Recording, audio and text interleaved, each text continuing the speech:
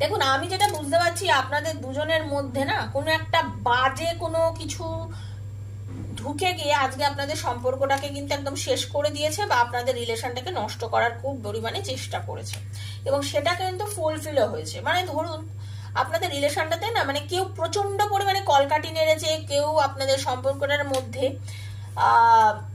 Bad energy দিয়েছে, নিজের মানসিক, মানে জানুন তো, মানুষের ক্ষতি চাওয়া যাকে বলে। আপনাদের দুজনের সম্পর্কটা এই কারণেই আজকে ভেঙে গেছিল। আপনাদের দুজনের সম্পর্কটার মধ্যে কেউ আপনাদের ভালো জিনিসকে লোকে যেমন দেখতে পারে না, সবার গাত্রদাহ হয়, তেমনি আপনাদের দুজনের এই ভালো জিনিসটা, এই সম্পর্কটার মধ্যে কিন্তু এইরকমই একটা বাজে অবসেশন, এরকমই একটা মানে বাজে টেম্পটেশন কাজ করেছিল। ঠিক আছে, একটা বাজে কিছু আপনাদের রিলেশনটাকে পুরো নষ্ট করে ছেড়ে দিয়েছিল।